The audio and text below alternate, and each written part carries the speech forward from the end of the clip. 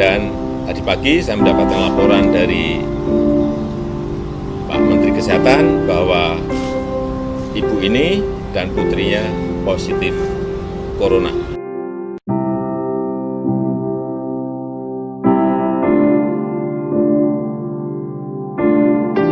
Panik corona, masyarakat mulai serbu supermarket. Dampak corona, harga masker naik 10 kali lipat. Indeks harga saham gabungan jebol akibat virus corona. Itulah yang menjadi headlines beberapa hari ini. Hal yang ditakutkan pun terjadi. Corona masuk ke Indonesia. Saya pun sedih dan ikut prihatin ketika pertama kali mengetahuinya. Memang kita semua khawatir, memang kita semua harus waspada. Tapi terlebih dari semua itu, sebenarnya virus yang lebih mematikan adalah virus kepanikan. Ya, kita tidak boleh panik, karena panik justru akan memperburuk situasi. Ketidaktenangan dalam menghadapi masalah justru akan menciptakan masalah baru yang lebih bermasalah. Saya berikan sebuah analogi untuk kamu. Mungkin analogi ini tidak sempurna, tapi ini adalah analogi terbaik yang saya bisa berikan untuk kamu pada saat ini. Bayangkan kamu sedang berada di tengah lautan. Lalu tiba-tiba kamu terjatuh dari kapal dan kamu sadar bahwa kamu tidak bisa berenang. Apa yang akan kamu lakukan? Banyak orang panik lalu menggerak-gerakkan kaki dan tangan dengan random, tidak beraturan dan berharap bisa keluar dari air dan gak tenggelam. Tapi tahukah kamu, kalau itu yang kamu lakukan, justru yang terjadi adalah sebaliknya. Kalau kamu panik dan bergerak-gerak seperti itu, justru kamu akan tenggelam lebih cepat. Ya, kepanikanmu lah yang akhirnya akan menguras tenagamu, membuatmu lelah, dan akhirnya menenggelamkanmu. Lalu apa yang harusnya kamu lakukan? Tenang. Yap, stay calm. Tahukah kamu, walaupun kamu gak bisa berenang, tapi kamu tuh memiliki kemampuan untuk bisa mengambang. Ya, setiap manusia bisa mengapung di air karena memiliki daya apung yang terjadi karena volume tubuh manusia lebih besar daripada volume air saat berat air dan tubuh manusia yang sama dibandingkan. Yang perlu kamu lakukan adalah tenangkan diri, jangan panik. Dan usahakan setenang mungkin untuk tidur terlentang di air sambil merentangkan tangan dan kaki, wajah dan pandangan mata menatap ke atas, dan kemudian bernafas seperti biasa. Kalau kamu melakukan hal ini, bukan hanya saja kamu bisa mengapung, tapi kamu akan menghemat energi jauh lebih lagi. Dan membuat kamu tidak tenggelam sampai kamu mendapatkan pertolongan. Begitu juga seharusnya sikap kita terhadap situasi sekarang ini. Virus corona baru saja masuk ke Indonesia. Dan sampai sekarang belum ditemukan obat dan virus penangkalnya. Lalu apa sikap kita? Kita punya dua pilihan.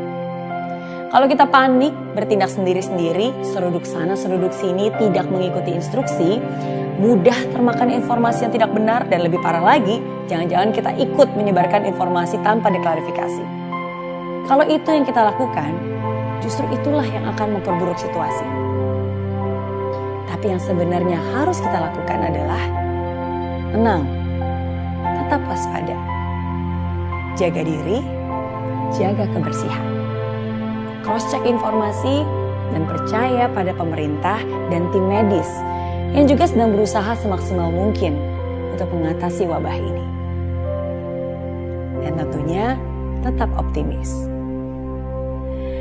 Saya memantau grafik ini setiap harinya.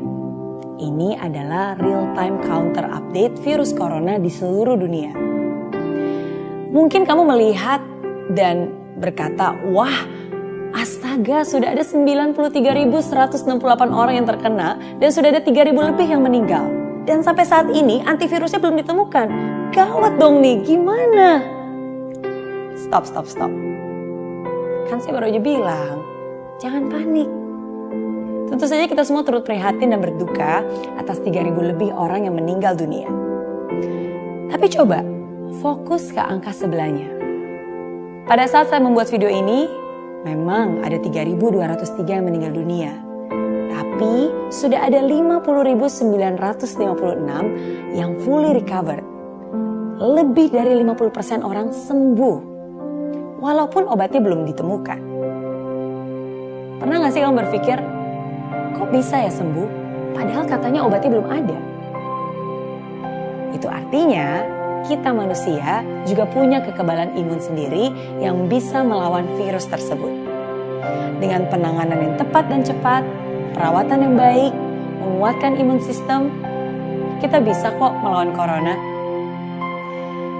Coba juga kita lihat negara tetangga kita yang iklim dan situasinya lebih mirip dengan Indonesia, yaitu Singapura dan Malaysia.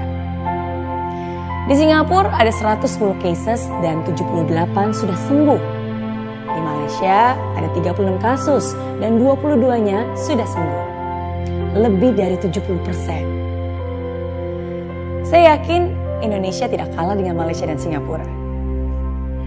Bukan maksud saya untuk membandingkan, tapi justru saya ingin menunjukkan bahwa kalau mereka bisa, kita juga pasti bisa melaluinya. Saya yakin kita tidak kalah dengan mereka. Asalkan kita solid, percaya, dan saling menjaga. Masker memang berguna, tapi ada yang lebih efektif daripada masker, yaitu personal hygiene. Menjaga kebersihan kita sendiri, cuci tangan dengan air sabun sesering mungkin, hindari memegang mata, hidung, dan mulut dengan tangan, menutup mulut saat batuk dan bersin, bersihkan dan desinfeksi benda-benda yang sering disentuh orang lain.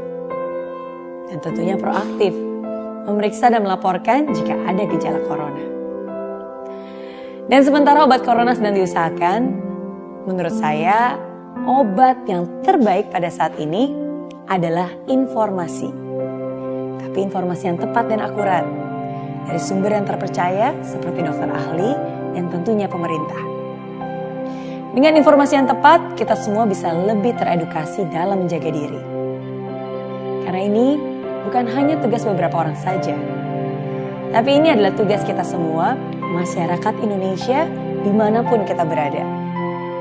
Baik yang bekerja di bandara, di rumah sakit, di sekolah, di perkantoran, baik itu yang tua, muda, pria, wanita. Let's fight this corona together. Kuatkan imun dan kuatkan iman. Bukan hanya mengandalkan kekuatan manusia saja, tapi juga berdoa dan percaya bahwa Yang Maha Kuasa juga akan menjaga dan melindungi kita. Percaya bahwa semua akan baik-baik saja. Percaya Indonesia bisa melawan corona.